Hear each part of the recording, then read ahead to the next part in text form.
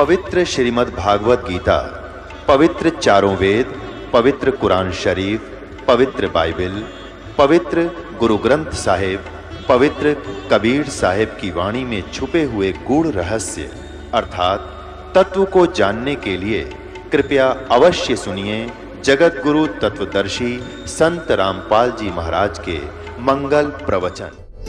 सत साहिब दर्शकों, जब कोई व्यक्ति अपने धर्म में बताई गई हर साधना, हर पूजा, हर भक्ति को पूरे मन से करता है और फिर भी उसे ऐसी भयंकर बीमारी घेर ले जिसकी औषधि उसे कहीं भी न मिले, न किसी डॉक्टर के पास, न किसी तांत्रिक के पास और न किसी धर्मगुरु के पास, तो उसका मन पूरी तरह टूट जाता है। जी हाँ दर्शकों, कुछ ऐसी ही कहानी है गुजरात की रहने वाली अंजना तिवारी जी की। इन्होंने अपने धर्म में प्रचलित सभी प्रकार की भक्ति साधनाएं की, परंतु इन्हीं साधनाओं के दौरान इन्हें एक लाइलाज गंभीर बीमारी हो गई। हर जगह भटकने के बावजूद किसी के पास भी इनकी बीमारी का समाधान नहीं था।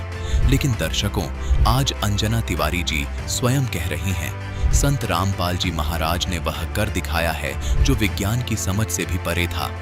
तो दर्शकों, आखिर ऐसा क्या हुआ कि आज लाखों लोग संत रामपाल जी महाराज को भगवान का अवतार मान रहे हैं? इसके पीछे की वास्तविक सच्चाई क्या है? आइए सुनते हैं अंजना तिवारी जी की कहानी इन्हीं की जुबानी। जी नमस्कार। सत साहब सर। क्या नाम है जी आपका? अंजना तिवारी। कहाँ से आए हैं आप? जामनगर गुजरात से आई हूँ। संत रामपाल जी महाराज जी से कब जुड़े आप? 20 जून 2013 को मैं संत रामपाल जी महाराज की शरण में आई। संत रामपाल जी महाराज जी से क्यों जुड़े? मुझे कुछ ऐसी प्रॉब्लम थी जिसका कोई सॉल्यूशन नहीं था। मेरे शरीर में बहुत ज़बरदस्त प्रॉब्लम थी जिसको ना कोई डॉक्टर समझ पा रहा था क्या है, ना कोई ओझा तांत्रिक समझ पा रहा था। मेरे पूरे बॉडी में पेन होता था, जैसे हजारों सुई चुभ रही है, कोई मुझे नोच रहा है, ऐसा होता था। मैं लगभग 17-18 साल में सोई भी नहीं हूँ। मेरे ऊपर कोई दवा काम नहीं करती थी, कोई इंजेक्शन काम नहीं करता था। मैं डॉक्टरों के पास जाती थी, वो बोलते थे पूरी रिपोर्ट नॉर्मल है, पर समझ में नहीं आता था क्या है। जब मेरा ऑपरेशन चलता था तो डॉक्टर इंजेक्शन देते थे मुझे बेहोश के, मैं बेहोश नहीं होती थी। मुझे नींद के इंजेक्शन देते थे, मुझे नींद नहीं आती थी। मेरी बॉडी पार्ट को सुन्न करने का इंजेक्शन लगाते थे, वो भी मेरे ऊपर काम नहीं करता था। वो पेन किलर देते थे, वो भी मेरे ऊपर काम नहीं करता था। तो डॉक्टर परेशान थे कि इतनी ज़बरदस्त तकलीफ है और कोई इंजेक्शन काम कैसे नहीं कर रहा। हमने अपनी लाइफ में कभी ऐसा केस नहीं देखा। जब हम ओझा तांत्रिकों के पास जाते थे या एस्ट्रोलॉजर के पास जाते थे तो वो बोलते थे ये ग्रह है, वो ग्रह है, ये बीमारी है, वो बीमारी है। फिर कोई मुर्गा मांगे, कोई बकरा मांगे, कोई कुछ भी मांगता था। कोई बोलता था महामृत्युंजय का जाप करा लो, कोई बोलता था काली का जाप करा लो, गया करा लो। हमने वो भी करा लिया, 20 लाख चले गए, पर प्रॉब्लम वहीं की वहीं रही, कुछ भी नहीं हुआ। फिर वो लोग बोलने लगे कि नाटक करते हैं कुछ, मतलब ऐसी प्रॉब्लम बोलने लगे। मतलब सब तरफ से हार गए हम। और जो मुझे ठीक करता था, जो ओझा तांत्रिक, पहले तो बोलता था 100% हम ठीक कर देंगे, पर अगले दिन वो हाथ खड़े कर देता था, बोलता था इनके ऊपर कोई ऐसी शक्ति है, इन्हें ब्रह्मा भी ठीक नहीं कर सकता। बोले जो हम इनके ऊपर से हटाने की कोशिश करते हैं तो वो हमारा जान लेने लगता है। तो ओझा तांत्रिक भी हाथ खड़े कर देते थे। मैं एकदम हताश हो गई। सुसाइड के अलावा मुझे कोई रास्ता नजर नहीं आता था, पर मेरा बच्चा छोटा था। मैं सिर्फ रोती रहती, यही पूछती थी कि अगर परमात्मा कहीं है तो वो हैं कहाँ? इस कलयुग में तो परमात्मा आएंगे नहीं। जिसने जो बोला वो पूजा की। कोई बोलता था दुर्गा जी को मानो, कोई बोलता था हनुमान जी का। जिसने जो बोला उनको मानना चालू किया, पर कहीं से कोई रास्ता नहीं नजर आ रहा। आपकी जो बीमारियां थी ये कैसे ठीक हुई? मैं संत रामपाल जी महाराज की शरण में जब आई, मुझे किसी ने पुस्तक भी नहीं दी, कुछ भी नहीं। सिर्फ मैंने आत्मा से पुकारा परमात्मा का। टीवी पे गुरुजी का उस समय आ रहा था। आपके पास क्या प्रमाण है कि संत रामपाल जी महाराज जी से नाम लेने के बाद आपकी सारी बीमारियां ठीक हो गई, या फिर आपको कोई बीमारी थी भी या नहीं? लोगों को कैसे विश्वास होगा इन बातों पर? क्योंकि हम 18 साल से हमने कोई ओझा तांत्रिक और डॉक्टर किसी को नहीं छोड़ा। कौन कौन से डॉक्टर को आपने दिखाया और कौन कौन से मेडिकल में आप गए? जैसे मैं फिजिशियन के पास भी गई। कौन से मेडिकल में?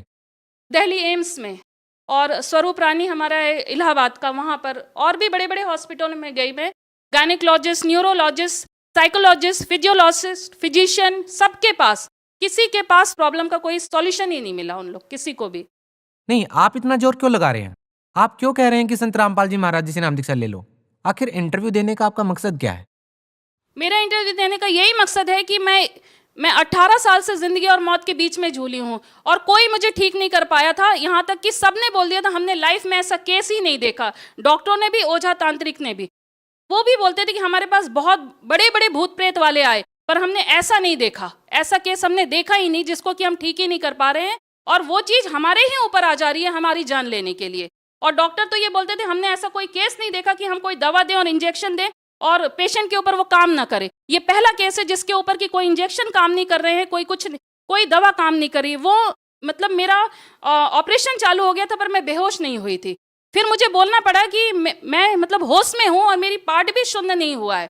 डॉक्टर मतलब इतने हताश हो गए थे कि जैसे मेरा ऑपरेशन पूरा करके वो खुद ही वैष्णो देवी चले गए कि मतलब अब मेरे को मतलब परमात्मा के ऊपर उन्होंने छोड़ दिया। उस समय डॉक्टरों ने ही, जो साइंस नहीं मानती है भगवान को, मेरा ऑपरेशन के बाद वो खुद वैष्णो देवी चले गए और मैं उनसे ठीक भी नहीं। ऑपरेशन तो मेरा हो गया पर मेरी प्रॉब्लम वहीं की वहीं रही। फिर भी तो मुझे समझ में नहीं आया कि ऑपरेशन भी हो गया सब कुछ, फिर भी मेरी प्रॉब्लम वहीं की वहीं है। फिर मेरा मतलब वही सुबह उठ के सबको ढूंढना कि आखिर परमात्मा है कहाँ पर। उस समय गुरुजी का सत्संग आता को लगाया और देखा। उसके बाद मैंने पूरा सत्संग सुना तो मुझे सत्संग बिल्कुल हटके लगा। जैसे और लोग बताते वो ज्ञान बिल्कुल अलग था जो मेरे को समझ में नहीं आता। एक अजीब सा ज्ञान है ये तो। फिर मेरा इंटरेस्ट बढ़ता चला गया। फिर मैं रोज उठ के संत रामपाल जी महाराज का सत्संग आता था, फिर मैं डेली उसको रूटीन से देखने लगी उसको। फिर उसके बाद मैंने धीरे धीरे उसमें एक्सपीरियंस वालों को देखा। तब मैंने देखा कि मुझे गुरुजी ने इतना बचाया है दूसरे संतों के पास जाने के लिए। ये एक मैं बहुत बड़ी बात आप लोग को बताना चाहूंगी कि जब मैंने देखा तो मुझे लगा कि किसी को गुरु बनाने से हमारे कष्ट दूर होते, गुरु मंत्र ले। तो मैंने सोचा कि मैं ज़्यादा दूर क्यों जाऊँ, आशाराम के पास चले जाती हूँ, ये तो यहीं पर अहमदाबाद में है। तो जब मेरे मन में ये आया कि गुरु मंत्र लेने से ही ठीक होता है तो मैंने आशाराम को बनाने को सोचा। तो अगले दिन इंटरव्यू में आशाराम वाला आ गया भगत बताने कि वो आशाराम के पास से हार के यहाँ आया। मैंने सोचा ये तो यहाँ से हार के आया। फिर मैंने सोचा क्यों ना राधा स्वामी को बना ले, मेरे पड़ोस में ही थी वो, राधा स्वामी को बहुत मानती थी। तो जब मैंने राधा स्वामी के लिए सोचा तो अगले दिन इंटरव्यू में राधा स्वामी वाला भी आ गया। उसके बाद मैंने ब्रह्मऋषि शिव कुमार स्वामी के लिए सोचा। अगले इंटरव्यू में नेक्स्ट दिन ब्रह्मऋषि शिव कुमार स्वामी वाला भी आ गया बोलने कि वो वहां से हार के यहाँ आया। फिर मैंने सोचा अवधूत बाबा शिवानंद जी के बारे में जब मैंने सोचा, नेक्स्ट दिन वो भी आ गया। मेरे लिए एक इतना बड़ा चमत्कार की तरह था कि मैं जिन गुरुओं के लिए सोच रही थी संत रामपाल जी मुझे उन सब से बचाते चले जा रहे थे। ऐसा भी तो हो सकता है कि संत रामपाल जी महाराज अपने अनुयायियों को पैसे दे करके या फिर किसी तरह का प्रलोभन दे करके दूसरे संतों के बारे में कुप्रचार कर रहे हो, दूसरे संतों की निंदा कर रहे हो। ऐसा भी तो हो सकता है।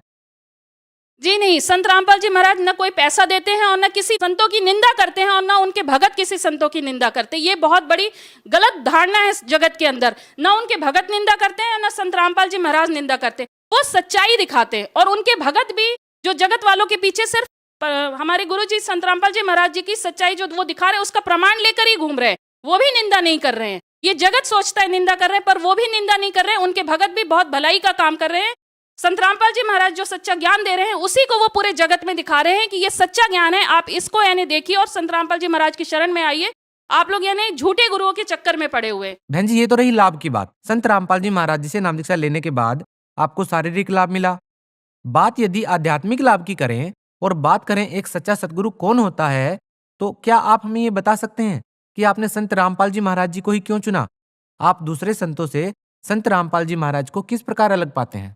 क्योंकि दूसरे संतों ने हमें मतलब ये आध्यात्मिक ज्ञान दे ही नहीं पाए। वो सृष्टि रचना भी नहीं बता पाए। वो ब्रह्मा विष्णु महेश के माता पिता भी नहीं बता पाए। दुर्गा जी के पति कौन है, उन्होंने हमें कोई ज्ञान दिया ही नहीं ऐसा जिससे कि हम विश्वास करें। और संत रामपाल जी महाराज पूरा मतलब पूरी एक एक टॉपिक पूरा दिखाते हुए हमको पूरा ज्ञान करा रहे और वो भी पूरे शास्त्र खोल के हमें, वेद, कुरान, बाइबल, गुरु ग्रंथ साहिब पूरे खोल के हमें दिखा रहे हैं सच्चाई। बिल्कुल सही बात है। बहुत सारे धर्मगुरु हैं, लोगों को ये डिसाइड करना मुश्किल हो गया है कि कौन सही है और कौन गलत है। प्रैक्टिकल करके लोगों को पता चल रहा है कि कौन सही है और कौन गलत है। जैसा कि आपने प्रैक्टिकल किया और पाया कि आपको जो शारीरिक परेशानियां थी वो संत रामपाल जी महाराज जी से नाम दीक्षा लेने के बाद ठीक हो गई। इसी प्रकार संत रामपाल जी महाराज जी से लाखों लोग जुड़े हुए हैं। संत रामपाल जी महाराज जी के जो फॉलोअर्स हैं वो बढ़ते जा रहे हैं। यदि आपसे बात करें अन्य अनुभव के बारे में, तो आप संत रामपाल जी महाराज जी से नाम दीक्षा लेने के बाद उन अनुभव के बारे में बताइए जो आपको प्राप्त हुए हैं। और लाभ जैसे ये हुए हैं कि पहले मेरे हस्बैंड हाई पोस्ट पे हैं, डीजीएम की पोस्ट पे, लाखों की तनख्वाह उनकी है।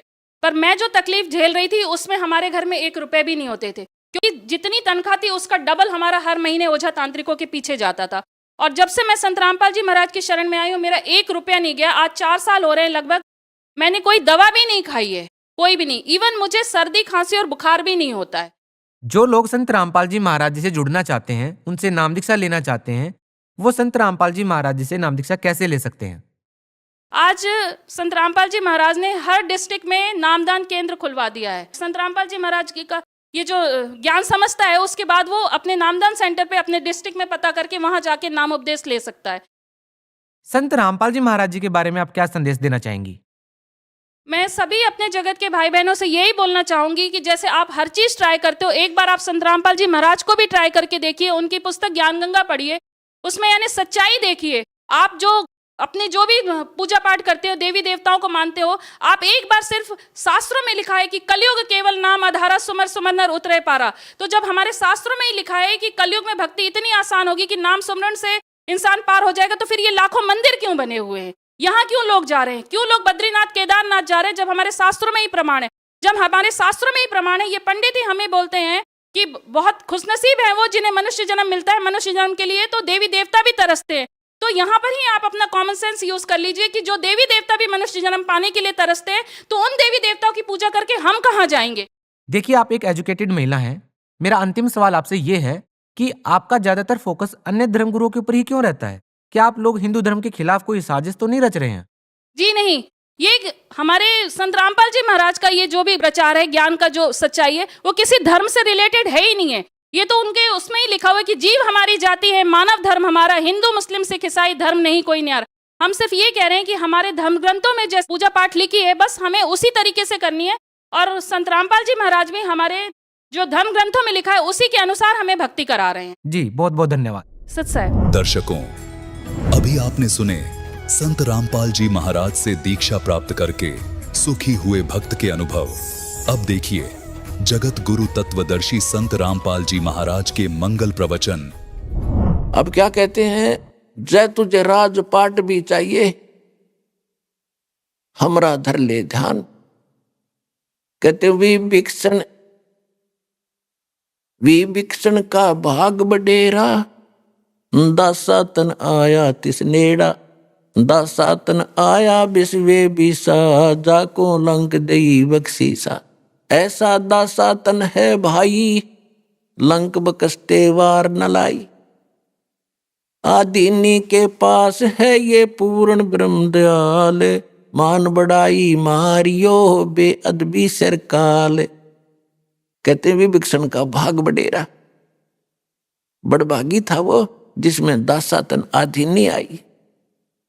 और ऐसा दासातन है भाई, ये आधीनी ऐसी वस्तु है, लंक बकसते वार नहीं लाई। सोचा भी नहीं तो रामचंद्र जी खुद भी तो अपना आदमी बिठा सकते थे लंका में, लेकिन मालिक की दया थी, एकदम सेकंड भी नहीं लगाए, विभीषण को बिठा दिया। सर्कमस्टांस परमात्मा ने बनाए। तो यहां कहते हैं ऐसी ये आधीनी विनम्रता, इसमें इतने गजब के गुण हैं, जो भक्ति करे आधीन रहे। लेकिन ये तो है पिछले इतिहास। परमात्मा अपने सामर्थ्य को आपके हृदय में बनाए रखना था कि है कोई शक्ति ऐसी जो ऐसी अनहोनी भी कर सकती है जो कोई नहीं कर सकता। लेकिन अब इस समय में आपको वो यथार्थ ज्ञान भी देना है और भक्ति भी देनी है। तो कहने का भाव ये था कि हम पहले सतयुग त्रेता द्वापर में हम दुखी नहीं थे। आज से 50 वर्ष पहले का तो मेरे भी याद है, ऐसे कोई रोग भयंकर गामा में हमने देखा नहीं। जो आज कैंसर तो ऐसी होगी जैसे खांसी जुकाम होया करे, क्यों कर्म इतने बिगड़ गए हमारे। हमने कर्म बिगाड़ लिए और मिलना वही था जो हमारे भाग में है। ये हमें को बताने वाला मिला नहीं, को दर्द ये करने वाला नहीं मिला कि गलत कर रहे हो बच्चों, ये मत करो, जहर खा रहे हो तुम। तो हमने 50 साल में इतने कर्म बिगाड़ दिए, अब सबकी बिरानमेटी हो रही है। यहाँ देख रहे हो आप कितने दुखी हो गए। तो ये बच्चे अनजानपने में विष खा के गलतियां करके पाप को मांगे, अब ये भोगने पड़ रहे इनको। अब इस परमात्मा के पास वो पावर है, शक्ति है कबीर साहब के पास, ये हमारे पिता है। बच्चा कितनी गलती कर ले, माँ बाप के पास आकर फिर से क्षमा याचना कर ले, तो उसको फिर से सारी सुविधा सौंप देता है, बेटा ठीक ठाक रहे, कर ले, सारी सुख देगा। तो ये वो समर्थ है। गलतियां होगी, इसको भी मालूम है, अनजान नहीं है ये। लेकिन अब टिके रहना, यहाँ पर जो रोगी आते हैं अधिकतर आते हैं, भक्तों के अनुभव सुन के आने लग गया, अच्छी बात है। और तो कोई ठिकाना है नहीं, वो तो सब जगह भटक तो लिए ही है। यहाँ तो सुख होगा ही होगा, लेकिन होगा उनको जो कति और आस छोड़कर जब यहाँ आएंगे। अब अधिकतर देख रहा है दास, भगत लेते चल तू वहां जाते ठीक हो जाएगा। अब वो दुखी है, उन सोचते चलो वहां भी देख लेता हूं। तो जो ये सोच का है चलो वहां देख लेता हूं, फिर यहाँ भी ऐसी सुविधा उसको नहीं मिलेगी। यहाँ तो कति समर्पित होकर आवे, अखे परमात्मा हमें और कोई जगह ठिकाना नहीं रहा, और दया कर 2 मिनट में ठीक करे, 3 मिनट नहीं लगे।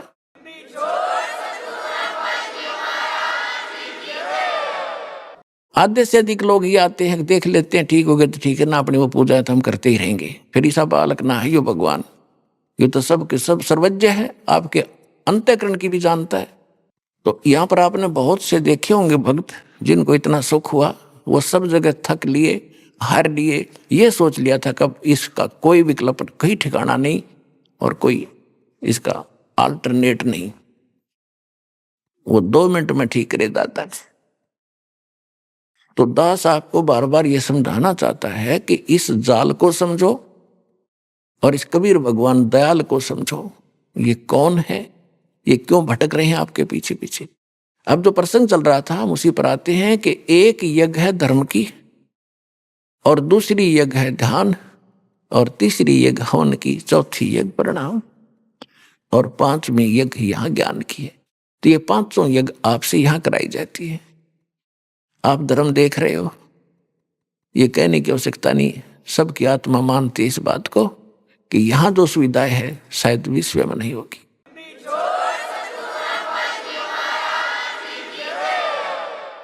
ये किस कारण से है, ये भी आपने सोचना पड़ेगा।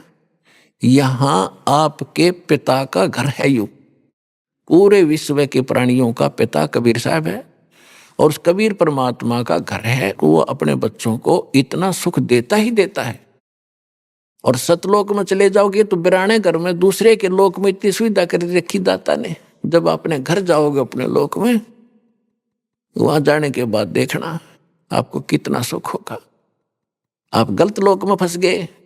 अनसा देश सुदेश का यू पड़ा कुदेशा आए, जाका चारा मोतियां वो घोग्यों क्यों पति आए।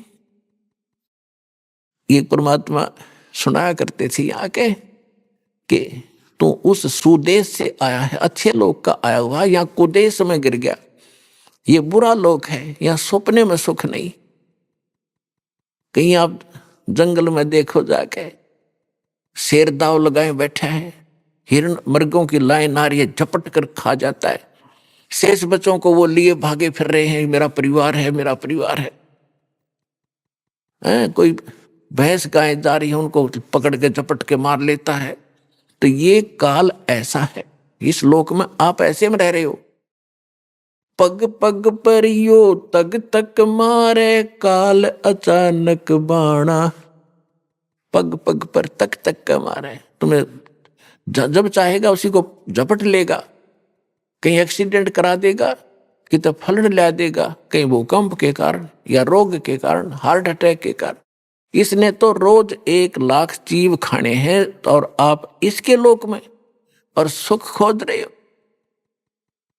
क्योंकि आप अभी तक उस लोक से परिचित नहीं थे जो गीता अध्याय नंबर 18 के श्लोक नंबर 62 में कहा है। गीता अध्याय नंबर 15 के श्लोक नंबर 4 में कहा है कि अर्जुन तू सर्वभाव से उस परमेश्वर की शरण में जा। गीता ज्ञानदाता कहते उस परमेश्वर की कृपा से तो परम शांति को और शाश्वतम स्थानम, यानी उस अविनाशी स्थान सत्यलोक अमर लोक को प्राप्त होगा, जहां जाने के बाद साधक फिर लौटकर कभी संसार में नहीं आते। और परमात्मा से परिचित ज्ञान से आदरणीय गरीबदास साहिब जी ने कहा है कि सतगुरु मिले तो इच्छा मेटे, पद मिल पदे समाना, चल हंसा उस लोक पठाऊं जो आदि अमर अस्थाना। 4 मुक्ति जहां चंपी करती माया होरी दासी, दास गरीब अबे पद पर से वो मिले राम अविनाशी। शंखों लहर मेर की उपज कैर नहीं जा कोई, दास गरीब अचल अविनाशी सुख का सागर सोई। अब यहां तो स्वर्ग चले गए, तो वापस गरीबदास जी ने कहा है कि आगे गए ना बावड़े, ये रहते भी सब जाही, बिन साहिब की बंदगी कहीं ठोर ठिकाना नहीं। आज आप यहां पर हो, खूब व्यवस्था है, बढ़िया कोठी कार, बेटे बेटी सब सेट हो रहे हो, कल मृत्यु होगी, पुण्य किए हैं स्वर्ग में जाओगे। यहां से हुई चलो चलो उठाओ फूको गाडो, स्वर्ग चले गए। स्वर्ग में अपने पुण्य जितने थे वह मलाई खाई, खत्म हुए पुण्य, चलो नरक में डालो। जब नरक का समय पूरा हुआ, चलो गधा बनो। गधे का समय पूरा हुआ, मृत्यु हुई, चलो कुत्ता बनो। कुत्ते की समय पूरा हुआ, चलो फिर सुअर बनो। और फिर कभी मनुष्य बने तो फिर मनुष्य बनो, फिर मरे फिर चलो। या चलो चलो तो भाई सतलोक आश्रम से मिटेगी। या जितने जल्दी आ जाओगे उतना जल्दी कल्याण होगा।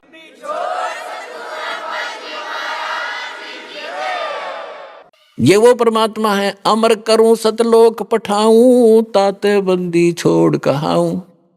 बंदी छोड़ हमारा नामम, अजर अमर है अस्थिर ठामम। अनंत कोट ब्रह्मांड में वो बंदी छोड़ कहा है, सो तो सतगुरु कबीर हैं जन्नी जने न माए। तो क्या बताते हैं कि आगे गए ना बावड़े, जो पहले चले गए उन्होंने ताक बताया नहीं, मारी गल के बीती। और रहते भी सब जा, और बिन साहिब की बंदगी कहीं ठोर ठिकाना ना। साहिब माने समर्थ परमात्मा। अन्य भगवानों की भक्ति से भी आपकी चलो चलो नहीं मिटेगी। इस समर्थ की शरण में आने से ही आपको वो स्थान प्राप्त होगा जो गीता अध्याय नंबर 18 के श्लोक नंबर 65 में और 15 के श्लोक नंबर 4 में अंकित है। अब यहाँ पर आपको उसी की ट्रेनिंग और उसी का कोर्स कराया जा रहा है कि आप यहाँ की जो ट्रेनिंग करोगे, इस कोर्स में पास होगे ट्रेनिंग में, तो आपको सतलोक में जॉब मिलेगी। और वो सतलोक आपको बता दिया और भगवान ने बताया। फिर जिन संतों को परमात्मा ऊपर लेकर गए फिर वापस छोड़ा, उन्होंने परमात्मा के उस आंखों देखे स्थान और सामर्थ्य को अपनी अमृतवाणी में बताया है। कौन कौन थे? आदरणीय धर्मदास साहिब जी, आदरणीय मलुकदास साहिब जी, आदरणीय नानक देव साहिब जी, आदरणीय दादू साहिब जी, आदरणीय गरीबदास साहिब जी, गांव छुड़ानी जिला जज्जर हरियाणा वाले, आदरणीय गीसा दास साहिब जी, गांव खेकड़ा जिला बागपत उत्तर प्रदेश वाले, आदरणीय स्वामी रामानंद जी। तो इन महापुरुषों ने परमात्मा मिले और उन्होंने उस परमात्मा से परिचित होकर उस लोक को देखा और फिर हमारे को बताया। लेकिन हम नहीं समझ पाए, हम बालक थे, हमारी बुद्धि इतना काम कर नहीं थी उस समय, क्योंकि हम शिक्षित नहीं थे। और शिक्षा आपके लिए एक बार तो ये अभिशाप बन गई हमारे लिए। ये दास देख रहा है, क्योंकि दास को मालिक ने ऐसे समय में जन्म दिया कि हमने पिछला जमाना भी देखा जिसमें कितनी शांति होती थी, गांव में कितनी शांति थी, कितने प्यार से रहते थे, एक दूसरे की इज्जत कैसी होती थी। अब बच्चा माँ बाप के सामने कोई उल्टा बोलता नहीं देखा। बालक दूसरी बात है, बड़े होने के बाद इतनी लज्जा करा करते एक दूसरे बड़े छोटे की। रिश्तेदारों में कितना प्रेम था। अब ब्याह पाछा हो है, तलाक पहले होले है, वह पीछे होता बच्चों का मुकदमा पहले दर्ज हो जाता है तलाक का या दहेज का, कि जीवन है कोई। हम बगैर ज्ञान के गलतियां कर रहे हैं। सब एक परमात्मा के बच्चे हैं, हिंदू मुस्लिम सिख ईसाई कोई भी हो, ये जितने जीव हैं सभी परमात्मा के बच्चे हैं। हम किसी को सताते हैं, दुखी करते हैं तो भगवान दुखी होता है। चाहे आप किसी को करते हो, चाहे चींटी हाथी को बेमतलब, वैसे आपको कोई हानि पहुंचाने की चेष्टा करता, जैसे हिंसक जानवर है, उनको डंडा मार दिया उसको और वो किसी कारण से मर जाता तो वो भी कोई आपको पाप नहीं। लेकिन जानबूझ कर उसने जाकर मारे, सांप ने या किसी अन्य भेड़ को बैठी हो, बिच्छू को जानबूझ नहीं मारे, आपको काटने की चेष्टा कर रहा है तो उसको बचाओ में बेशक मार दो उसको, उसका दोष नहीं है वो, क्योंकि काल ने बना ऐसे दिए हमारे का आपस में लड़ा दिए। लेकिन बेमतलब किसी को सतावा नहीं, इससे आपको कितना दुखी कर ले कोई, जब तक पार बसा उसको तंग नहीं करे। प्रतिशोध की भावना खत्म करो, तब हम आगे बढ़ेंगे, आप सफल होगे। परमात्मा कहते हैं जैसे आपको कोई गलत भी बोलता है, उसे ज्ञान नहीं, वो तो साकेट आदमी है, अपने बाप ने भी ऐसे ही बोलता होगा। कहते साकेट का मुख बंबई है, निकलने वचन भुजंग, और ताकि औखद मौन है, विष नी व्यापे अंग। अब साकेट का मुंह वो तो बंबई है, बंबई में तो सांप निकले, सर्प बंबई से बिल से, और फिर वो तो सर्प निकलेंगे तो काटेंगे आपको, उसके वचन तो काटने वाले ही होंगे, आपको दुखी ही करेंगे। उसकी औषधि बताई है, मेडिसिन बताई है कि चुप रहे, बोले नहीं, उसने जवाब नहीं दे, ताकि औखद मौन है, फिर उसका जहर आपका असर नहीं करेगा। कबीर साहब कहते हैं कि साकट और सवान को उल्ट जवाब नहीं दे। आप कुत्ता भौंक रहा है, आप उसने धमकाओगे, मर दूना भौंकेगा, कहते हैं बोल रहे नहीं, भौंक भांक आप टिक जाएगा। तो ऐसे साकट को वो आपने कुछ कह रहा है, आपको उत्तर देने लगोगे तो दूना बकवाद करेगा, आप चुप हो जाओगे, 10-5 मिनट भौंक के कुत्ते की तरह आप सेट हो जाएगा। तो फार्मूले बताए हैं परमात्मा ने, आप इसको अप्लाई करना। कबीर जो तो को काटा बोए, ताको बो तू फूल, तो है फूल के फूल है, वा को है त्रिशूल। अब तो आपको कोई हानि करता है तो आप उसका प्रतिशोध लेने के लिए हानि ही मत करना, उससे बचे रहना, लेकिन उसको हानि मत देना। और फिर भी भगवान के बच्चे समझकर जहां भी आपके सत्र का कोई काम उसके प्रति आवे तो उसको लाभ ही देना। तो फिर देखना भगवान कैसे करेगा कि आपको तो भले का फल भला होगा और उसके बुरे का फल उसको 3 गुना ज्यादा मिलेगा। इतना हमारे अंदर धैर्य नहीं रहा, क्योंकि हमें ज्ञान नहीं, हम तो सोचा बस ही नाश हो इसका जो इतने बुरे कर रहा है। ऐसे व्यक्ति का भी नाश ना होगा जो बुरे करे, तो और किसका होगा? लेकिन परमात्मा का विधान है कि जब तक उसके पूर्व जन्म के पुण्य चल रहे हैं, वो कितने खोटे खोदो, कितने जुल्म करो, वो उसकी माल गाड़ी भरने लग रही है पापों की, और पुण्य नाश होने लग रहे हैं। जब वो पुण्यों वाली बोरी खत्म होगी, थैला उसका, वो इन्वर्टर चार्ज पहले का था वो खत्म होगा, फिर एकदम सुविधा बंद होंगी, उसकी वो दुर्गति शुरू होगी। दुनिया देखा करे। यदि ऐसा नहीं है तो भगवान ही नहीं है। भगवान है तभी तो हम उसके पीछे लगे हैं, और भगवान है तो उसके प्रत्येक वचन का पालन करके इस भक्ति रूपी सफर पर आप बढ़ोगे तो निर्बाध आगे चलते रहोगे, नहीं तो आप लट्ठम लट्ठा होकर वहीं फिर खड़े रहेंगे। आप तो परमात्मा कहते आवत गाड़ी एक है, उल्टों होवे अनेक, कहे कबीर ना उल्टियो वा रहे एक की एक। गाली ही से उपजे कलह कष्ट और मीच, हार चले सो साधु है, लाग मरे सो नीच। कहते हैं एक बार आपको कोई गाली देता है, आप शांत रहना, देन दे, मायूस सा होकर खड़ा हो जा, उसके साथ बहस नहीं करे, भगवान पर ध्यान लावे, सुमन करने लग जा। आवत गाली एक है, और आपने उसको दूसरी उल्टी गाली दे दी तो 10 और देगा, क्योंकि वो तो संगर का आ रहा है, काल ने भेज रखा है, तैयारी करके भेज रखा है, तो उसका नाश कराने के लिए।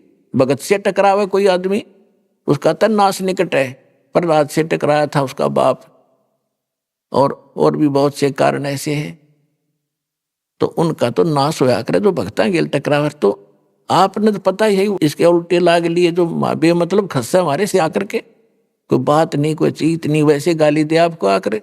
तो कहते हैं आवत गाली एक है, और उल्टोगे तो हो जाएंगे अनेक, और कह कबीर ना उल्टियो, गाली मत दियो उससे, वह रह जाए एक की एक, वही टिक जाएगा फिर वो।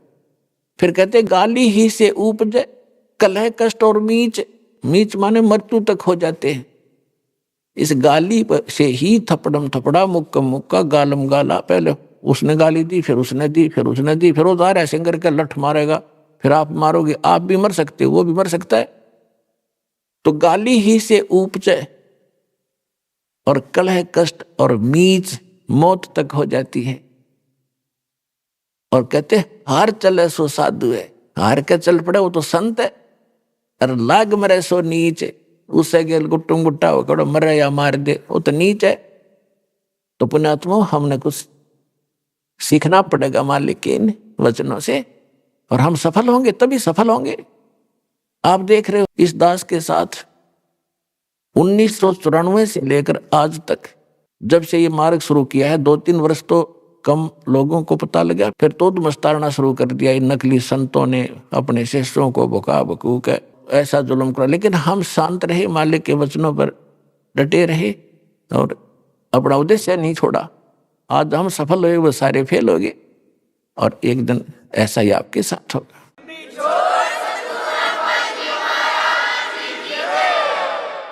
तो इस प्रकार हमने परमात्मा के इस मार्ग पर चलने के लिए कुछ परमात्मा के दिए हुए फार्मूले लाने पड़ेंगे, तभी हमारी प्रॉब्लम सोल्व होगी, अन्यथा हम फेल हो जाएंगे। अपने आत्मा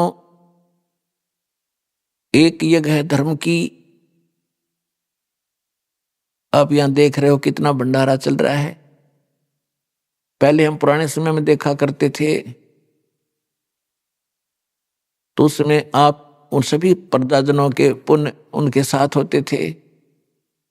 वर्षा नहीं होती थी तो गांव के लोग इकट्ठे होकर के एक धर्म भंडारा किया करते थे। उसमें क्या करते थे कि 2-3 क्विंटल चावल बनाया करते मीठे, उसमें गुड़ शक्कर गेर के, और फिर सारे बैठ के वहां भगवान के नाम पे भंडारा करते थे। बैठकर सारे वहां खाते थे, भगवान की चर्चा करते थे। तो कहते हैं वर्षा हो जाया करती। उस एक छोटे से भंडारे से 1 क्विंटल 2 क्विंटल चावल बना के आप पे खानते वर्षा कर दिया करता भगवान, क्योंकि उनके पुण्य ठीक थे। आज यहां देख रहे हो आप कैसे धर्म हो रहा है, कितने क्विंटल चावल यहां पर बनाए जा रहे हैं, और बाकी अन्न धर्म भगवान के दरबार में क्या हो रहा है। तो कहने का भाव ये है कि अब ये जो पुण्य हो रहा है, ये के घाट घालेगा, ये के कसर छोड़ेगा आपके लिए। जो इतना गजबकार विधिवत हो रहा है, शास्त्र अनुकूल हो रहा है, तो ये पुण्य आपके पापों को साथ नाश करेगा। और वो केवल हम जैसे कोई इच्छा करके दान धर्म करते हैं, तो उस किए हुए दान का हमने फल यही खत्म कर लिया। कहते बिन इच्छा जो देत है सोए दान कहावे, फल बाँचे नीतास का फिर अमरापुर जावे। जैसे आप पुण्यात्माओं, आप यहाँ आते हो, जो दुखी होते हैं वो भक्त सच्चे दिल से जो हमसे जुड़ते हैं, तो उनको परमात्मा आशीर्वाद से लाभ देता है, स्टार्ट करता है उनका, कि ताकि इनकी दृढ़ आस्था बने मेरे में, और काल तक बच के ये मेरे शरण में रहें, ताकि इनको सुख दूं। तो यहाँ आने वाले का अपना कोई पुण्य नहीं होता। पुण्य होता तो दुखी ना होता। जब उसकी बैटरी चार्ज होती तो एक आधा पंखा चल रहा होता या बल्ब जल रहा होता, सारे फेल हो लिए, तब तो यहाँ आयो। सब जगह घूम फिर लिए, वहां भी कोई राहत नहीं मिली, तब यहाँ आयो। तो यहाँ परमात्मा अपने कृपा से आपको अपने कोटे से लाभ देता, उनको जो सच्चे दिल से है। और जो न्यू आए हैं, देख लूंगा यू मुझे ले आया फलाना, उनको यहाँ कोई लाभ नहीं होगा। तो उनको लाभ अपने कोटे से देता है भगवान, फिर वो ठीक होते हैं, फिर उनकी आस्था बढ़ती है, फिर उनसे मंत्र कराए जाते हैं, भाई जाप करो, प्रणाम करो, सत्संग सुनो। तो ये साथ की साथ चार्जिंग शुरू होगी आपकी, और सब प्रकार के चार्जर लगा दिए जाते हैं। सारे ट्रीटमेंट, जैसे ज्यादा रोगी होता है डॉक्टर ग्लूकोज भी ला दे, ग्लूकोज में ताकत के इंजेक्शन भी ला दे, और वैसे रोग काटने के इंजेक्शन लगाता, तभी तो बचा पाता उसको। तो यहाँ आकर आपका ट्रीटमेंट शुरू होता है। सारे ही ट्रीटमेंट, सारे टैबलेट लगाए जाते हैं ताकि आपकी आत्मा तुरंत स्वस्थ हो जाए। एक यज्ञ है धर्म की। यहां आप देखते हो भूखे प्यासे दुखी व्यक्ति आते हैं, और जहां पहले हम भी जाते थे, 10 साल सर जाया करता था। राजस्थान के अंदर एक चूरू जिला है, उसके में एक सालासर गांव है, वह हनुमान जी का एक मंदिर बना हुआ है, वहां प्रति वर्ष जाया करता था। वहां टूक बेला नहीं, टाइम पे को पूछड़िया नहीं, कित बैठ जा, कितना पढ़ो, कितना मरो, होटलों पर रोटी मिलो ना मिलो, धक्के खा खा जाओ। और दुखी बहुत जाया करते वहां भी, कोई भूत प्रेत की बाधा वाला, कोई वैसे रोगी है, बाबा जी सुखी करियो। वो बाबा जी है वहां तो एक मूर्ति रखी थी वहां पर, उसने बाबा जी समझा करते। तो इस प्रकार यहाँ ऐसे दुखी आते हैं। तो ये इतनी सुविधा मिलने से आदि आत्मा तो वैसे ही शांत हो जाती है, और फिर सुख तो होना ही होना है भगवान के दरबार में। आगे हो, ये कोई बात है? गर्मी से जलता हुआ व्यक्ति एसी रूम में आ जावे तो स्वाभाविक है वहां तो ठंड होगी ही होगी। और वहां भी ठंड नहीं है तो उसका एसी को नहीं चलता, एसी लगा जरूर रखा है पर पावर नहीं है। जैसे नकली संत पंथ आश्रम बनाए बैठे हैं, वो एसी चला रहे हैं पर उनके पास बिजली का कनेक्शन नहीं है जिस तो एसी ठंडा करता हो। आश्रम तो बना रखे हैं, संत भी बन रहे हैं, सत्संग भी करते हैं, लेकिन उनके पास उस मालिक का कनेक्शन नहीं जो ऊपर से आता है। और वो लाभ देगा, एसी चलेगा तभी तो लाभ होगा, लगाने से थोड़ा ही लाभ देगा वो। तो यहाँ परमात्मा का सतलोक से आया हुआ वो शांत और सुख देने वाला एसी चालू है दिन रात। कभी आओ कभी सुख मिलेगा।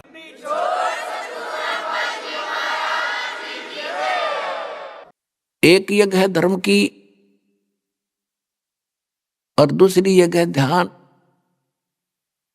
जब आपको यहां बुलाया जाता है, देखो पुण्यात्मा बच्चा स्कूल जाता है और अध्यापक यदि वो 1 दिन 2 दिन लगातार नहीं आता है तो अध्यापक उनके माता पिता को संदेश भेजता है, या तो अपने बच्चे को भेज देना, ये फेल हो जाएगा, मेरी जिम्मेवारी नहीं है। और हम एक रोजी रोटी के लिए अपने बच्चों को 18-20 वर्ष तक फ्री छोड़ देते हैं बेटा, और धन भी लगाते हैं। तब वो केवल एक रोजी रोटी ही तक का जुगाड़ कर पावा तो कर पावा, ना भी हो। या सभी जो शिक्षा ग्रहण कर रहे हैं सारे नौकर नहीं लग सकते, और सभी एक जैसा उद्देश्य लेकर पढ़ रहे हैं, और उनको मिलना उनकी किस्मत ही मिलनी है।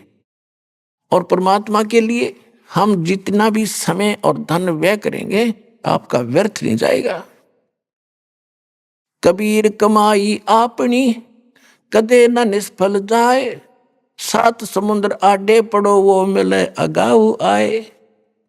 धर्म तो धसके नहीं है, धसके तीनों लोक, खैरायत में खैर है कीजे आत्मपोख। धर्म का नाश नहीं होगा चाहे तीनों लोकों का नाश हो जाएगा। परमात्मा से प्रश्न करते हैं कि एकम एका होएगा ये विनसेंगे कैलासे, धरती अंबर जावेंगे तब कहाँ रहेंगे तेरे दास। एकम एका होन दे और विनसन दे कैलासे, जो सतनाम आश्रित है वो मुझ में रहे मेरे दास। जो मेरी भक्ति करते हैं, मेरे पर आश्रित हो गए हैं, वो मेरे पास रहेंगे। उनको ऐसे रखूंगा जैसे प्रहलाद को अग्नि में बचाया। अग्नि का क्या गुण है? फूकना, जला देना। प्रहलाद नहीं जला, तो ऐसे मेरे भक्तों को रखूंगा। ये तो नाश तो होएगा लेकिन मेरे भक्तों का नाश नहीं हो सकता। हमारा भक्त पिछोड़ी होई तुम्हारा नाम ना लेवे कोई, फिर भगवान का नाम और निशान खत्म हो जाएगा।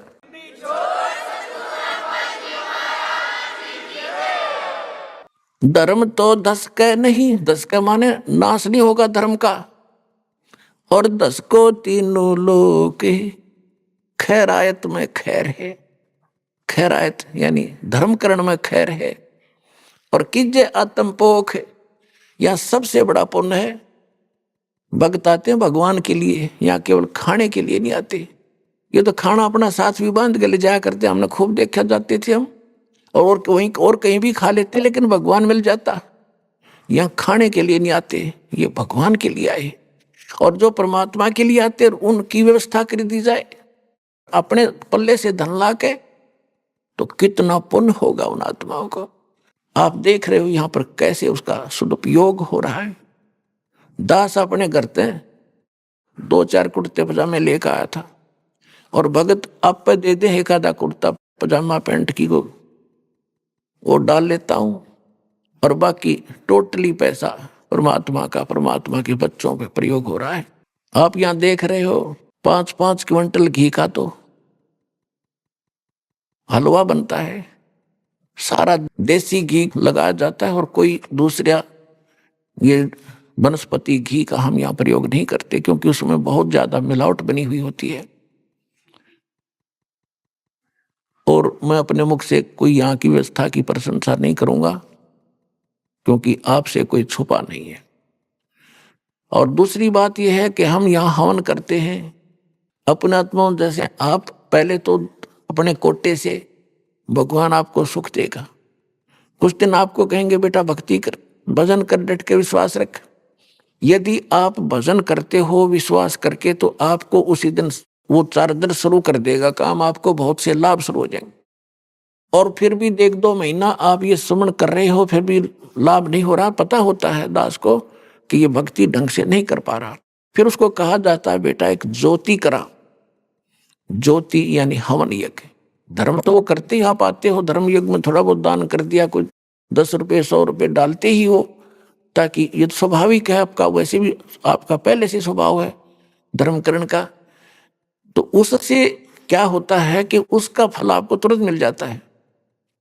फिर कई कहते हैं जी मैं ऐसे ऐसे एक पाठ कराऊंगा, मेरा लड़का हो जाता है, या मेरा फलाना काम हो जाए तो एक पाठ करा दूंगा, संकल्प कर लिया और आपने वो काम भी हो गया, आपने पाठ करा दिया, तो वो बराबर हो गया।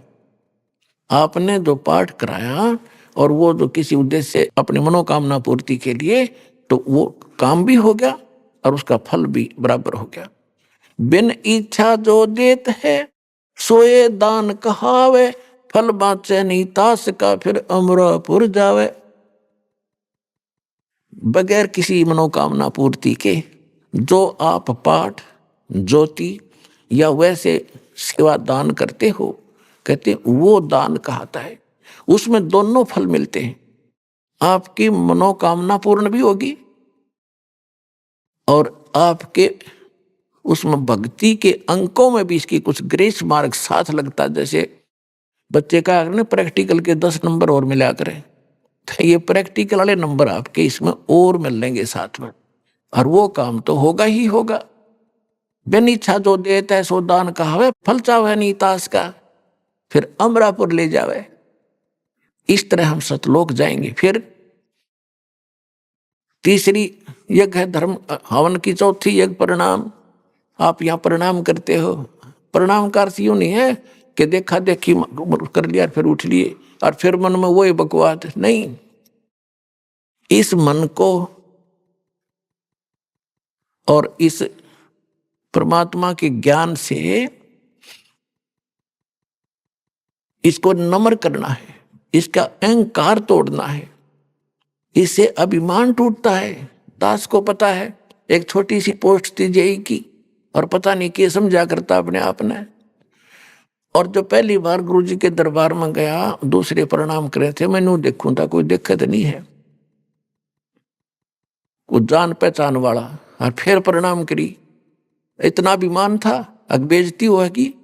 और आज फिर जब ज्ञान हुआ, क्योंकि जब तक हम खाली हो लिए थे, भक्ति थी नहीं, और भक्तिहीन प्राणी इतनी अकड़ किया करता, भक्ति युक्त प्राणी कभी अकड़ नहीं करता, उसमें स्वाभाविक ऐसा गुण होता है। और फिर ऐसा भाव बना, प्रणाम ना करे इतना दिल नहीं डटे, चाहे रेत में लौटना पड़े, चाहे गारा में गुरुजी दिखे, और समर्पित और न जल करा, क्योंकि हमारी भक्ति बढ़ गई।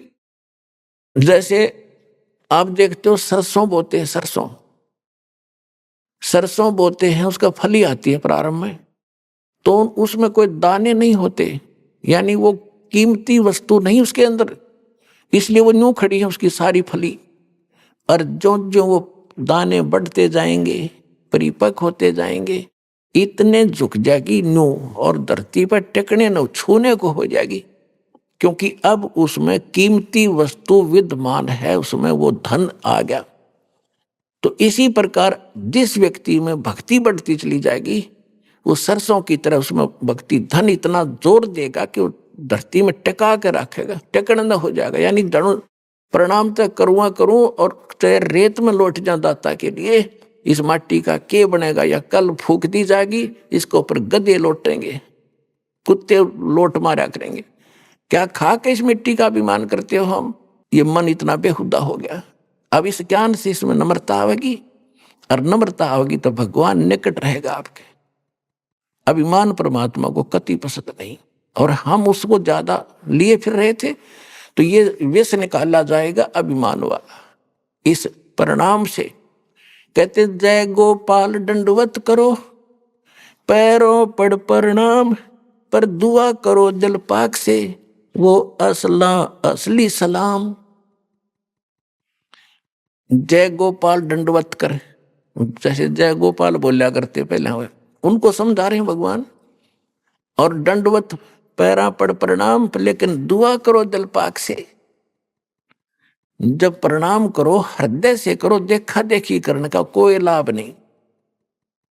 हृदय से करो, अपना परमात्मा का नियम मानकर करो। और प्रणाम करते हो, दंडवत किस लिए करते हैं कि माटी हो लिया दाता आपका दास, अब कोई ब्योत नहीं रहा मेरा नाड़ उठान का। और बाहर जाते फिर के बढ़ रहा तू आ जा खाक प्रणाम करके गया, फिर तू है मूर्ख कहीं का। अभी आपने सुने संत रामपाल जी महाराज के मंगल प्रवचन। आइए अब सुनते हैं संत रामपाल जी महाराज से नाम दीक्षा लेकर सतभक्ति करके अद्भुत लाभ प्राप्त करने वाले अनुयायी के विचार। दर्शकों, क्या होगा यदि कोई व्यक्ति सभी प्रकार की परंपरागत भक्ति साधना के हर तरीके को अपना ले, अपने जीवन में सुख और शांति लाने के लिए हर संभव प्रयास कर ले, लेकिन फिर भी उसे न तो शांति मिले और न ही सच्चे सुख की अनुभूति हो, तो फिर वह निराश होकर तनाव और नशे जैसी बुरी आदतों का शिकार हो जाता है। दर्शकों, ऐसी ही कहानी थी झारखंड के रहने वाले फूलचंद करमाली जी की। फूलचंद जी पहले हिंदू धर्म में प्रचलित सभी भक्ति साधनाओं का पालन किया करते थे, लेकिन इसके बावजूद भी इन्हें न तो शारीरिक सुख मिल पा रहा था और न ही मानसिक शांति। लेकिन दर्शकों, आज फूलचंद जी का कहना है कि जब से मैंने संत रामपाल जी महाराज से नाम दीक्षा ली है, तब से मेरी जिंदगी की रूपरेखा पूरी तरह से बदल गई है। दर्शकों, आखिर आज फूलचंद जी हिंदू धर्म में प्रचलित सभी साधनाओं को शास्त्रों के विरुद्ध क्यों बता रहे हैं? आखिर फूलचंद जी को संत रामपाल जी महाराज ने ऐसी कौन सी जड़ी दे दी जिससे इनके नशे की आदत तक छूट गई? आखिर इसके पीछे की सच्चाई क्या है? आइए सुनते हैं फूलचंद करमाली जी की कहानी, उन्हीं की जुबानी। नमस्कार जी। नमस्कार। क्या नाम है जी आपका? फूलचंद करमाली। फूलचंद जी, आप कहाँ से हैं? ग्राम नवाडी, पोस्ट टांगटोना, थाना कसमार, जिला बोकारो, राज्य झारखंड से हैं। संत रामपाल जी महाराज से नाम दीक्षा आपने कब ली? 15 अप्रैल 2020। क्या क्या भक्ति साधनाएं करी आपने अभी तक? नाम लेने से पहले सभी देवी देवता का भक्ति करते थे, पूजा पाठ करते थे। तो फिर संत रामपाल जी महाराज जी की शरण में आने का क्या कारण बना? संत रामपाल जी महाराज जी के शरण में इस तरह से आए, मेरा भाई जो हमसे छोटा है वो पहले नाम लिया हुआ है गुरु जी के शरण में, संत रामपाल जी महाराज जी के शरण में पहले आया हुआ है। तो वो जब हमको एक ज्ञान गंगा पुस्तक दिया, बोला कि भैया एक बार इस पुस्तक को पढ़ो, ये बहुत अच्छा लिखा हुआ है, इसमें भक्ति बताया गया है।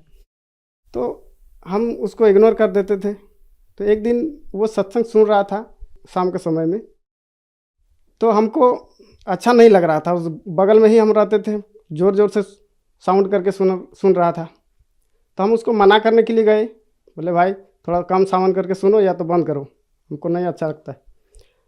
तो भाई बोला कि भैया इतना चिढ़ो मत, थोड़ा सा आके बैठ के देखो, अगर अच्छा नहीं लगे तो आज के बाद हम नहीं चलाएंगे यहाँ सत्संग। तो हम सोचे कि भाई रिक्वेस्ट कर रहा है तो एक बार देख लेते हैं। तो देखने लगे सत्संग, तो बहुत अच्छा लगने लगा धीरे धीरे।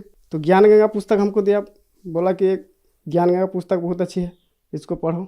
हम सोच रहे थे कि परमात्मा भी कोई है या नहीं। पहले हम जो भक्ति करते थे उसमें श्री विष्णु, श्री शंकर भगवान, श्री ब्रह्मा जी को ही परमात्मा बताया जाता था।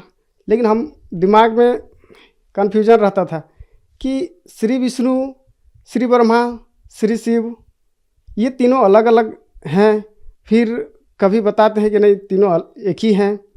फिर विष्णु पुराण जब हम लोग देखते थे तो उसमें बताता था कि नहीं विष्णु भगवान सर्वे सर्वा हैं, परमात्मा बताते हैं उसमें। और जब महादेव जी का देखते थे सीरियल तो उसमें बताता कि नहीं महादेव जी हैं सृष्टि के रचयिता। हम तो कन्फ्यूजन में थे तो हम समझ नहीं पाते थे, लेकिन ये चीज़ हमको दिमाग में रहता था कि कोई तो होगा जो सबका सृष्टि किया हुआ है, सबका रचना किया हुआ है, लेकिन हमको ये मार्ग नहीं मिल रहा था। हम शुरू से ही भक्ति में आस्था रखते थे, लेकिन इन्हीं देवी देवता के चक्कर में हम कन्फ्यूजन में रहते थे। तो ज्ञान गंगा जब मिला हमको, सृष्टि रचना पढ़े तो हमको समझ में आया कि नहीं परमात्मा है, जिनकी भक्ति करने से सभी का कल्याण होता है, रोग दुख करते हैं, वो सभी प्रकार के कष्टों को निवारण करते हैं। तो उसी बीच में तो मेरी दीदी का दिमागी दौरा हो गया और वो लॉकडाउन के समय में था। हम लोग सभी इधर उधर इलाज करते जा रहे थे, लेकिन कहीं पर इलाज नहीं हो रहा था, कोई इलाज करने के लिए तैयार नहीं था। ओझा वैद्य भी हम लोग कराए थे। लास्ट में हम लोग को मैंने समझ में आया कि परमात्मा तो हैं। मेरा भाई बोल रहा था कि नहीं सो अगर परमात्मा के शरण में जाती तो ये ठीक हो जाती। तो हम लोग फिर विचार किए सभी को कि एक बार चलते हैं, नाम लेते हैं और फिर देखते हैं क्या होता है। संत रामपाल जी महाराज जी के नाम ले लिए ऑनलाइन के थ्रू से। जैसे कि आपने बताया कि आपने संत रामपाल जी महाराज से ऑनलाइन नाम दीक्षा ली, तो संत रामपाल जी महाराज से ऑनलाइन नाम दीक्षा लेने के बाद क्या आपको लाभ भी हुए? जी, लाभ यह हुआ कि दीदी धीरे धीरे ठीक हो गई। वो उसका दिमागी हाल खराब था, वो पागल हो चुकी थी और लॉकडाउन में कोई इलाज नहीं कर रहा था। दीदी को हम लोग पहले दिखा रहे थे उस तरह का कि कहीं भूत तो नहीं लगा है, कहीं वो किसी ने या तो डरा दिया है या तो कुछ किया है, तो इस तरह से ओझा वैद्य कर रहे थे। तो ओझा वैद्य से भी नहीं ठीक हो रहा था। तो लॉकडाउन में हम लोग को दिमाग दिया किसी ने कि इलाज कराओ, तो इलाज कराने के लिए गए तो उस टाइम में डॉक्टर भी नहीं इलाज कर रहा था, बोल रहा था कि लॉकडाउन में नहीं इलाज होगा। अगर इलाज भी कहीं होता था तो हम लोग के पास उतना पैसा नहीं था कि उसको बड़ा हॉस्पिटल या तो बड़ा डॉक्टर के पास ले जाके दिखाएं। तो इस तरह से डॉक्टर के भी पास गए, जनरल डॉक्टर के पास, तो नहीं इलाज किया।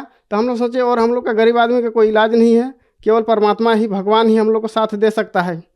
तो इसीलिए हम लोग सोचे कि परमात्मा, हमको तो ज्ञान हो चुका था ज्ञान गंगा पुस्तक से कि परमात्मा आए हैं इस धरती पे वर्तमान में। तो हम लोग गए, बोले कि नहीं चलो संत रामपाल जी महाराज जी के शरण में जाएं। तो शरण में जाने के बाद दीदी धीरे धीरे ठीक होने लगी। हमको और विश्वास होने लगा कि हाँ वास्तव में सही है। पढ़े तो थे, लेकिन हमको वास्तविक दिखने को मिला जब दीदी ठीक हो गई। एक हफ्ते में ठीक हो गई, बढ़िया से बात करने लगी, सारा चीज़ उसका हरकत सब सुधर गया। उसके बाद उसका लाभ ये हुआ, और मेरा पर्सनली लाभ ये है कि हम पहले बहुत नशा करते थे। इसी उम्र में हम इतना इतना गुटखा खाते थे, शराब भी पीते थे, गांजा भांग दारू सिगरेट जो भी था नशे वाला चीज़, ये संगति के साथ हम लोग करते थे। तो बहुत करते थे। दिन में आदत इस तरह का बन गया था, 10-12 गुटखा जैसे हो गया, कमला पसंद हो गया, शिखर हो गया, उस टाइम में चलता था, पराग हो गया।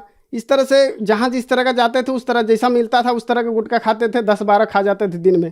और धीरे धीरे मेरा मुंह जो खुलने नहीं लगा था, इतना छोटा हो गया था, चावल भात भी नहीं खा पाते थे हम, इतना छोटा हो गया था मुंह। और नशा के चलते मेरा पेट में गैस बनते जाता था और गैस से पेट दर्द करता था। जगह जगह में इलाज भी करवाते थे, ठीक नहीं होता था। डॉक्टर बोलता था नशा मत करो, गुटखा मत खाओ, लेकिन संगति में छोड़ नहीं पाते थे हम। संत रामपाल जी महाराज जी के शरण में आने के बाद नशा छूट गया। पेट दर्द हमको रोज करता था, लेकिन नशा नहीं छोड़ पाते थे। जब शरण में आए संत रामपाल जी महाराज जी के, तब नशा छूटा, और नशा छूटने के बाद पेट दर्द मेरा गायब हो गया, पेट दर्द नहीं करने लगा। उसके बाद और मेरा बीमारी था क्या कि डिप्रेशन में धीरे धीरे हम जाने वाले थे।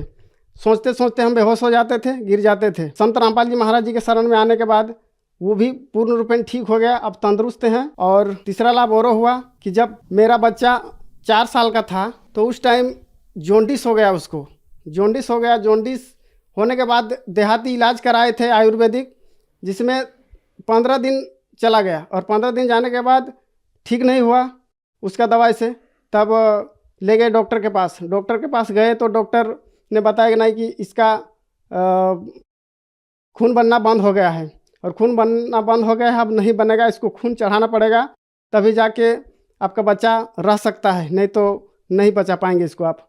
तो हम लोग गरीब परिवार से हैं, इसके वजह से खून तो रोज़ चढ़ा नहीं पाएंगे, प्रत्येक महीना चढ़ाने का बोल रहा था कि प्रत्येक महीना चढ़ाना पड़ेगा। तो हम लोग सोच रहे थे कि इतना खून कहाँ मिलेगा, कौन देगा, कैसे बचा पाएंगे, बहुत टेंशन में हो गए थे हम लोग। डॉक्टर ने जवाब दे दिया था, बताया था कि इसका खून बनना बंद हो गया है, अब इसका कोई इलाज नहीं है, इसका इलाज ऊपर वाला ही कर सकता है, बाकी हमसे नहीं होगा। जब तक ये ज़िंदा रहेगा तब तक इसको महीना महीना में खून चढ़ाना पड़ेगा, नहीं तो ये ज़िंदा नहीं रहेगा। संत रामपाल जी महाराज जी के शरण में आने के बाद हम लोग प्रार्थना लगाए, और प्रार्थना लगाने के बाद वहाँ से आदेश आया कि परमात्मा दया करेंगे, और उसके बाद फिर चेक करवाए। चेक कराने के बाद पॉजिटिव रीजन आया कि इसका खून बनना चालू हो गया है, और आज अभी एक बोतल भी पानी नहीं चढ़ाई या तो खून नहीं चढ़ाई उसके पास, और अभी बच्चा तंदुरुस्त है, स्वस्थ है। देखिए, ये सिकलिन का बीमारी था बच्चा का, जो पॉजिटिव बताया था, जिसमें खून बनना बंद हो गया था, और खून महीना महीना चढ़ाने को बोला था डॉक्टर, जब तक जिंदा रहेगा। इसका कोई इलाज नहीं है। बच्चा का नाम है उदय कुमार, 4 साल उम्र है इसका। फिर जब संत रामपाल जी महाराज जी के शरण में आए, प्रार्थना लगाए मालिक के शरण में, तो प्रार्थना लगाने के बाद इसका रिपोर्ट फिर से चेक करवाए तो इसका खून बनना चालू हो गया था। पहले इसका इतना ग्राम खून रह गया था, 4.6 ग्राम। संत रामपाल जी महाराज जी के शरण में प्रार्थना लगाए, हे परमात्मा, अगर इस बच्चे का खून बनना बंद हो गया है, नहीं अगर खून बनना चालू होता है तो नहीं बचा पाएंगे परमात्मा, सो आप दया कीजिए। उसके बाद हम रिपोर्ट फिर से करवाए, चेक करवाए तो 6.7 ग्राम खून हो गया। उसके बाद अभी तक बच्चे को एक बूंद भी खून नहीं चढ़ाए हैं। अभी बच्चा तंदुरुस्त है, ठीक है, स्वस्थ है। जबकि डॉक्टर बताया था कि इनका खून बनना बंद हो चुका है। डॉक्टर ने ये बताया कि ये लाइलाज बीमारी है, इसका कोई इलाज नहीं है। जबकि संत रामपाल जी महाराज जी के दया से आज वो बच्चा ठीक हो गया और स्वस्थ है। बच्चे की उम्र मात्र 4 साल थी और जॉन्डिस की भी बीमारी थी। आज संत रामपाल जी महाराज जी के कृपा से वो जॉन्डिस भी ठीक हो गया और बच्चा ठीक है। सर, संत रामपाल जी महाराज से नाम दीक्षा लेने के बाद आपको बहुत लाभ मिले। जैसे कि आपने बताया कि डॉक्टर्स ने ये कह दिया था कि इस बीमारी का इलाज नहीं है और आपका बच्चा जितना भी जिएगा उसको ब्लड चढ़ाना पड़ेगा हर महीने। बच्चे की उम्र मात्र 4 साल थी। संत रामपाल जी महाराज ने आपके बच्चे को जीवन दान दिया और भी बहुत सारे लाभ संत रामपाल जी महाराज देते हैं। ऐसे लाखों बीमारियाँ संत रामपाल जी महाराज ने ठीक कर दी है। तो जो दर्शक आज आपको टीवी पर देख रहे हैं और वो भी बीमारियों से ग्रस्त हैं या किसी न किसी चीज़ से परेशान हैं, उनके लिए आप क्या कहना चाहेंगे?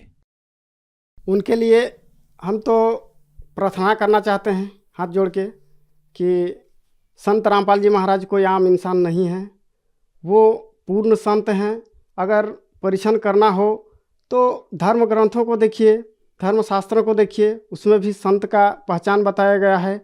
और आप पहचान करके संत रामपाल जी महाराज जी के शरण में आइए ताकि आपका भी दुख दूर हो और आपका भी जीवन सुखीमय हो। संत रामपाल जी महाराज से नाम दीक्षा कैसे ली जा सकती है? आजकल सभी सोशल मीडिया, टीवी चैनल में सत्संग आता है, जिसमें सत्संग के पीरियड में पीली पट्टी नीचे चलती है जिसमें नंबर लिखा होता है। उस नंबर में फ़ोन करने पर अपने नज़दीकी जिला नामदान सेंटर का नंबर दिया जाता है। उस नंबर में कॉल करके आप नामदान ले सकते हैं और अपना जीवन कल्याण कर सकते हैं। धन्यवाद सर। नमस्कार।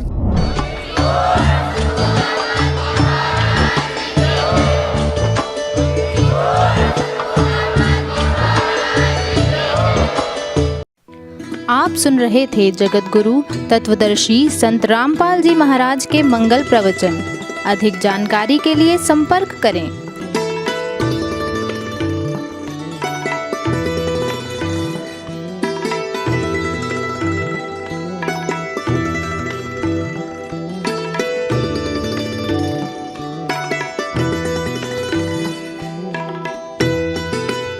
जगत गुरु तत्वदर्शी संत रामपाल जी महाराज जी के पावन सानिध्य में भक्ति की अलख जगाने तथा श्रद्धालुओं को सत्य भक्ति मार्ग का रास्ता दिखाने हेतु कनाडा के लोकप्रिय channel the TV NRI channel पर जगत गुरु तत्वदर्शी संत रामपाल जी महाराज जी के मंगल प्रवचनों का प्रसारण प्रतिदिन सुबह 7:30 बजे से 8:30 बजे तक तथा रात्रि 7:30 बजे से 8:30 बजे तक किया जा रहा है। इस सत्य भक्ति मार्ग को अपनाने के लिए अधिक से अधिक सत्संग प्रसारण देखें। इस सत्संग प्रवचन का सीधा प्रसारण संत रामपाल जी महाराज लाइव सत्संग YouTube चैनल और जगत गुरु संत रामपाल जी महाराज Facebook पेज पर भी देख सकते हैं।